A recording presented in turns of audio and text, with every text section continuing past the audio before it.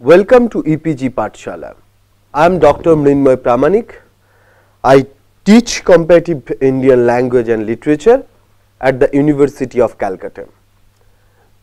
Now we will discuss translation by the British in colonial India.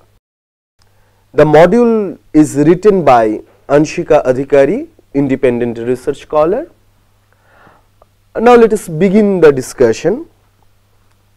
The history of translation of Indian literature into English has always been interwoven with the history of British colonial rule in India. According to Horace, it has even been suggested that India under colonial rule was in a state of translation, but that theoretical and ideological formulation is perhaps a little too facile, if not also counterproductive. Though the British had begun to visit India since 1600, but it was not till the establishment of the East India Company which initiated to the journey of translation of Indian text into English. During the late 18th century, the British officials were not confident enough to administer India, so they started translating the Sanskrit text to English. This was done as a cautious step because they wanted to know and have more knowledge about the people they were ruling upon. Another reason which initiated the translations was that during the initial period of reign over Indian soil, they were not secure in their belief that they will be able to impose or introduce their culture, language on the people of India. The first translation of such a text into English was a code of Gentoo or Hindu laws by Nathaniel Brasse Halhed in 1776, except that it had been done not from the original Sanskrit but from a version in Persian, the official or court language of India under Muslim rule, until was replaced by English in 1837. He was a British grammarian working for the East India Company. The translation was funded by Warren Hastings, and the aim was to seek control over the people of India. Halhed put down the importance of translating a code of Gentoo by saying, "The importance of the commerce of India and the advantage of a territorial establishment in Bengal have at length awakened the attention of the British legislature to every circumstances that may conciliate the affections of the natives or ensure stability to the acquisition." Nothing can so favorably conduce to these points as a well-timed toleration in matters of religion and an adoption of such original institutes of the country as do not immediately clash with the laws or interest of the conquerors. This also helped them in putting their entire faith of the Brahmins for any information regarding Sanskrit text. The subsequent series of translation entitled "The British Administrators" to give the authentic account of India. Travel writings, histories, dictionaries and grammars of Indian languages were certain forms in which this authenticity was being transmitted to the western part of the world. The focus was more on the Hindu text as they reflected the psyche and ethos of the dominant and ancient civilization of the country. As India was ruled by the Muslim rule for many centuries, there was a common notion among the British scholars that the knowledge of Persian and Arabic along with Sanskrit would play an important part in getting acquainted to the various Indian texts. The first non-legal Indian text to be translated into English was the Bhagavad Gita, literally the song sung by the god, popularly the Gita, in 1785 by Charles Wilkin as the Bhagavad Gita or Dialogues of Krishna and Arjuna, comprising a dialogue in about 700 couplets between the warrior's hero Arjuna and his charioteer Lord Krishna in the middle of a battlefield, just when the war is about to comments. This was a text at once both religious and secular, both scriptural and literary. It forms a small part of the foundational epic, the Mahabharata, and has proved to be the Indian text most frequently translated into English, with over 300 versions so far. Now, one of the most significant institution for translating Indian text into English is Asiatic Society, and the person who contributed a lot in this endeavor of translation is William Jones. Asiatic Society was established on 15th January 1784. Its founder was Sir William Jones, who was a scholar from Oxford.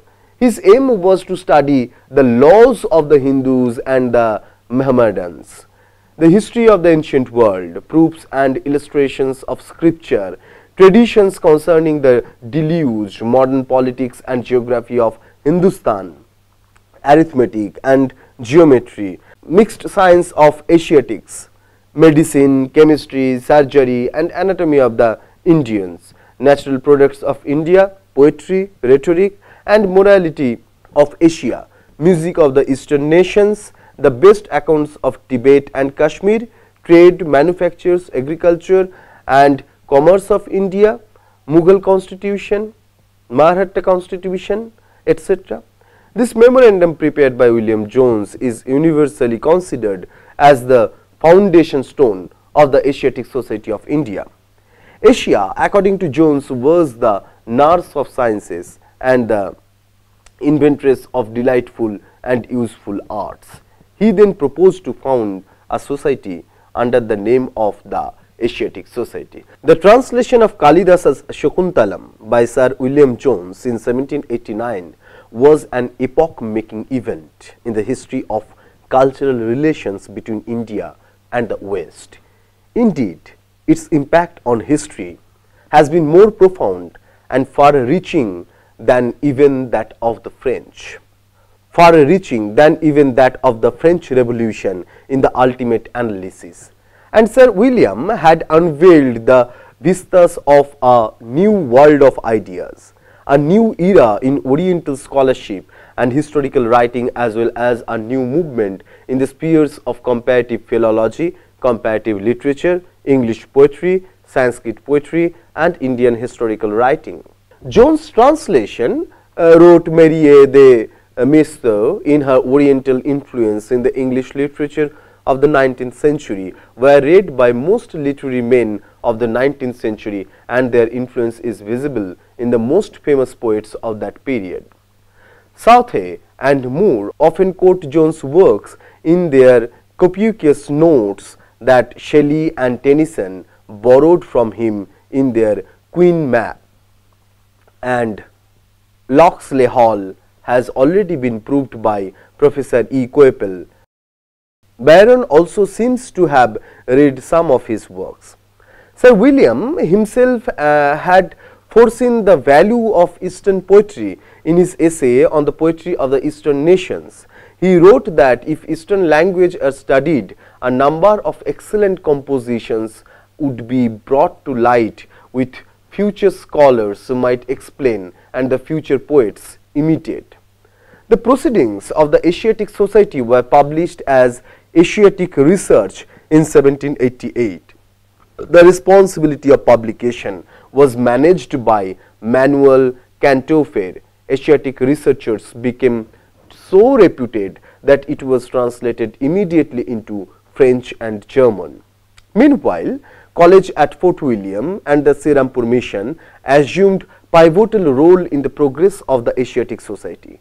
Serampore Mission was India's first Christ missionary organization. It was established by William Carey and his two associates in the year 1800.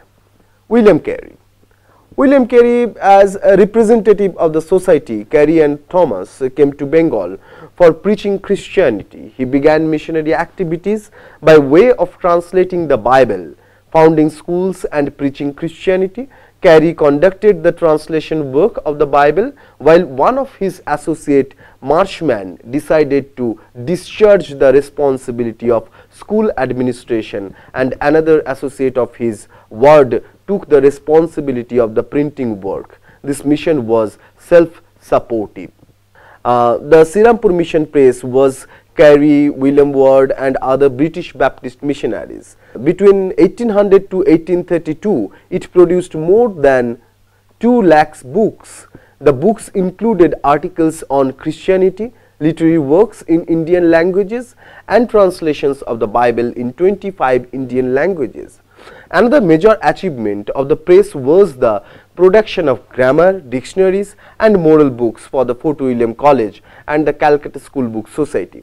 The Sirampur Mission Press published books in almost 45 languages, including various dialects. It was officially closed in the year of 1837 as it ran into substantial debts. Sirampur Mission sent a proposal to Asiatic Society to publish the Sanskrit epic Ramayana along with its English translation. For the translation of Ramayana, Carey and his associates took help of Hindu and Muslim interpreters, who both translate and sometimes write out rough copies and should think it criminal not to do so. But we never print any translation till every word has been revised and re-revised. Whatever helps we employ, I have never yet suffered a single word or a single mode of construction to pass through examining it and sing through it. I read every proof sheet twice or thrice myself and correct every letter with my hand. Brother Marshman and I compare with the Greek or Hebrew, and Brother Word reads every sheet. 3 of the translations, Bengali, Hindustani and Sanskrit. I translate with my own hand the 2 last immediate from the Greek and the Hebrew Bible before me while I translate the Bengali. Indeed, I never yet thought anything perfect that I have done. I have no scruple, however, any saying that I believe every translation that we have printed to be a good one, said by William Carey. Fort William College was an institute established in the year which aimed at training British officials in Indian languages and in the process fostered the development of languages such as Bengali and Urdu. Hundreds and thousands of books were translated from Sanskrit, Arabic, Persian, Bengali, Hindi and Urdu into English. Now let us talk about Sir Charles Wilkins. Sir Charles Wilkins, 1750 to 1833, translated the Bhagavad Gita into English in 1785 and published a translation of Hitopodesa in 1787 and the grammar of Sanskrit language. William Jones translated Kalidasa's Avigyan Shakuntalam in 1789, Jayadeva's Gita Govinda in 1789 and Manusmriti in 1794 and edited Ritu Shamar in 1792. He also translated a Persian work, Laila Majnu. This work of translation was carried forward by Coolbrooke and Wilson. He contributed 19 papers to the transactions of the society. He also translated Jagannath Tarkapanchanan's Vivada Bhangaranava as in 1798 and also published a Amarakosha in 1808. Horace Hammond Wilson was an English Orientalist who studied medicine but became deeply interested in literature of India.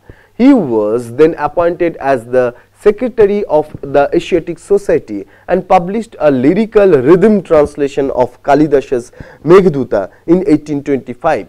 He also published an edition of Colhan's Rajtarangini. 2 of the best known Britons connected with India in the late 18th and early 19th centuries, Sir William Jones and Lord Macaulay, had both gone out to assist in this vital and long-running project of legal codification and administration. Jones as a judge of the Supreme Court of Bengal at Calcutta and Macaulay as a member for law in the Council of the Governor General. These were about the British institutions and the British scholars who contributed in the field of translation, who translated Indian literature into English. But there were one more significant area in this translation phenomenon, that is Bible translation during colonial India. Bible translation during colonial India. The Bible is a storehouse which retains the antiquity starting from the creation of the world and moving through various historical periods, geographical territories, and lives of numerous individuals, families and nations. A small Danish colony of Tarangambadi, popularly known as Vancouver, became the seedbed of modern Protestant Christianity in and around the cities of Tanjore, Trichy, Chennai and Palayamkottai and Calcutta. First translation of Bible, according to the Bible Society of India, happened into Tamil by a German missionary named Bartholomew Ziesenbalg in 1714. He finished translation of Old Testament up to the book of Ruth by 1719, year of his death. The remaining work was completed by another German missionary, Benjamin Schools, and published in Vancouver in 1728. Philip Fabricius, also a German, spent 24 years on the translation of the Bible, which was published in 1777. By the time of his death in February 1719, he had translated all the Old Testament books from Genesis to Joshua. It is interesting that he preferred the colloquial form of Tamil as spoken by the fisher folk in Vancouver to the poetic form of Tamil cultivated by literati.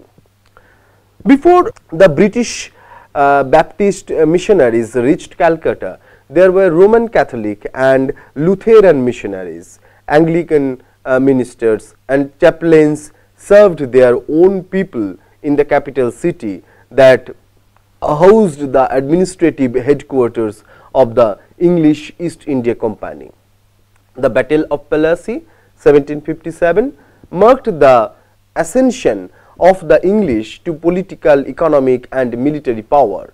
The trade and administrative policy of the English East India Company aimed to please those Muslims and Hindus who worked for them as merchants, interpreters, intelligence gatherers, soldiers, account keepers and go-between. As a result, they were anti-Christian in a sense that they did not want to introduce Christianity to Indians. In 1758, Robert Clive helped John Zacharias Carnender to work as a Lutheran missionary in Calcutta. Carnender founded a school with 175 children and also founded in Calcutta the Lal Girija or the Red Church. Also known the Beth or Beth Tefila House of Prayer or the Old Mission Church. 2 years earlier the Danes had launched their trading post at Sirampur, about 12 miles north of Calcutta. Prior coming to Calcutta, Carey had learned the basics of Bengali from John Thomas and Nathaniel Brassey, Halhead's Bengali grammar in 1778. Not only that, he practiced his Bengali with the learned Brahmin Ramram Basu, who as an interpreter at the Supreme Court in Calcutta was well versed in Bengali, Sanskrit, Persian and perhaps to some extent in English. During his continued stay in Midnapur, Carey discovered Bengali ways of constructing meaning and setting priorities for life and action. He taught himself about Bengali social and ritual relationships and networks and learned much about their uncertainties about the changing prospects of their life in relation to Bengali rulers and administrators of the English East India Company.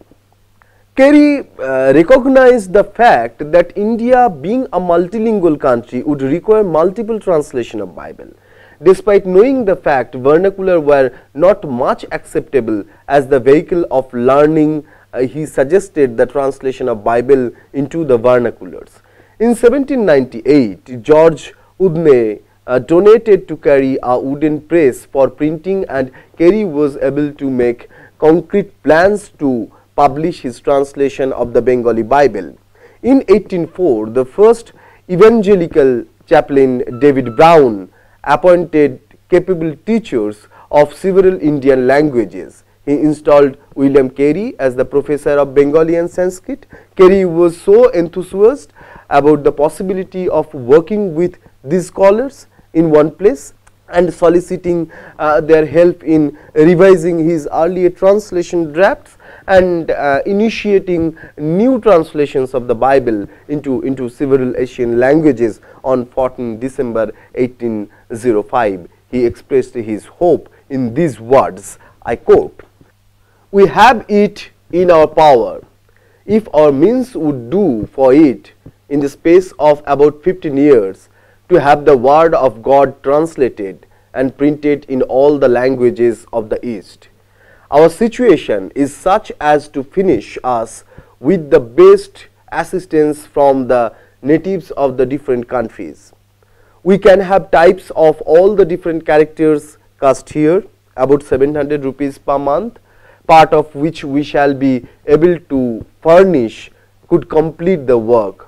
On this great work we have fixed our eyes. Whether God will enable us to accomplish it or any considerable part of it is uncertain." I unquote. By 1820, Carey and his team published the entire Bible in 5 languages, namely Bengali, Sanskrit, Hindi, Marathi, and etc., and the New Testament in 10 other languages, including Chinese, Telugu, Assamese, Konkani, Gujarati, the Sikh languages of Punjabi and Multan, Pashto of Afghanistan, Bikaner of Rajasthan, and Kashmiri. Carey and his colleagues understood the vernacular versions of the Bible as lights that would brighten entire India. In 1805, the Fort William College Press published 4 Gospels in Devanagari script, but a better version was translated and which became popular was that of Henry Martyn. Martyn was a British Anglican priest who came to India in 1806. His passion of language and literature led him to translate New Testament in Persian.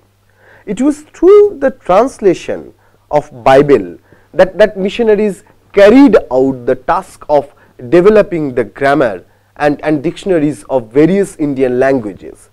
This is so because linguistics played an important role in classifying, identifying, and grouping various languages under different language families. According to that, Bible Society of India, the complete Bible is available in 65 of our languages. Portions of the Bible are available in 204 Indian languages. Now let us conclude our discussion. In this discussion, we came to know about the translation by the British intellectuals, by the British scholars, patronized by different British institutions like Asiatic Society, Srirampur Mission, College of Fort William, and different religious institutions also were there behind translating Indian text into European languages or Bible into Indian languages. And this is how Indian vernacular tradition actually enriched by Bible translation, and Indian literature got its new horizon in the Europe. So such kind of translation history shows us that how cross-cultural encounter was this translational relation. One side Indian literature was translated into different European languages, and in other side European literatures and knowledge texts were translated into different Indian languages. So this were the communication, and this was the communication between East and West, and translation appeared as contact zone of East and West, and in this history of translation both the parties were benefited. Thank you.